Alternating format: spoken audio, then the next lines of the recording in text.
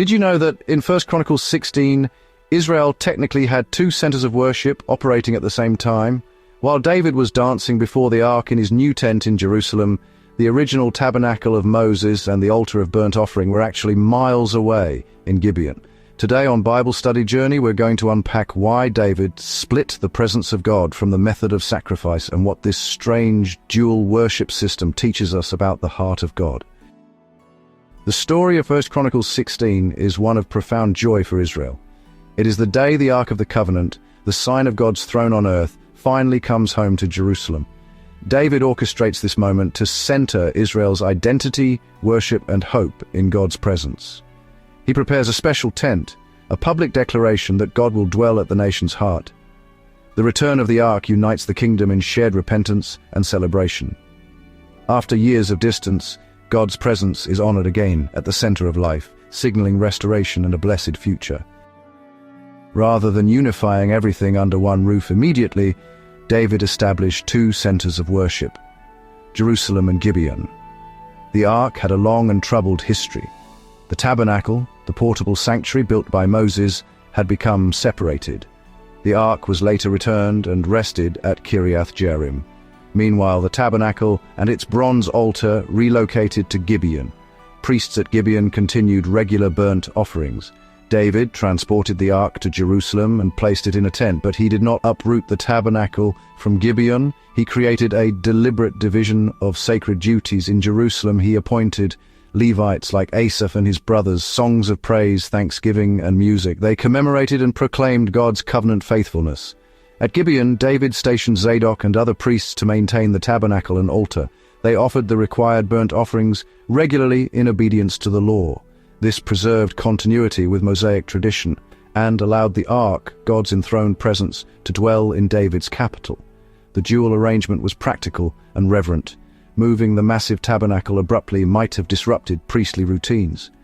Gibeon remained the authorized site for sacrifices during the transition. King Solomon later went to Gibeon to offer sacrifices and receive wisdom. The separation highlighted two complementary aspects of worship: celebratory, presence-focused praise in Jerusalem, and obedient, ritual sacrifice at Gibeon. David assigned gatekeepers, musicians with trumpets and cymbals, and priests to both locations. This interim system bridged the wilderness tabernacle and the future temple, where everything would unite under Solomon. Until then, Israel's worship flourished in two places, both dedicated to the same unchanging God whose mercy endures forever. The procession of the Ark to Jerusalem is a masterclass in ordered, reverent worship. David ensures every detail aligns with the law. Priests bear the Ark by its poles. Their garments and distance proclaim God's holiness. Around them, a vibrant orchestra of Levites leads the praise. Harps, lyres, loudly clashing cymbals. Asaph, chief musician, leads thanksgiving as liturgy. David participates, casting off rank to offer wholehearted praise. The moment culminates in sacrifice, consecration, and peace offerings. David blesses the people and provides bread and meat to all. David gives a psalm of thanksgiving to Asaph and his brothers to sing before the Lord. This song, woven from Israel's psalms, becomes a national anthem of praise. It begins, "Give praise to the Lord, make known among the nations what he has done." The psalm recalls the covenant to Abraham, Isaac, and Jacob, God's faithful protection. He guided and rescued, promising a home for his people. For great is the Lord, he is to be feared above all gods. The Lord made the heavens. Heavens, earth, sea, and fields. All creation joins the chorus to its maker. Declare among the nations, the Lord reigns. Here in Jerusalem, the Ark is a foretaste of God's just reign over all the earth. One day of celebration is not enough. David appoints ministers before the Ark to serve day by day.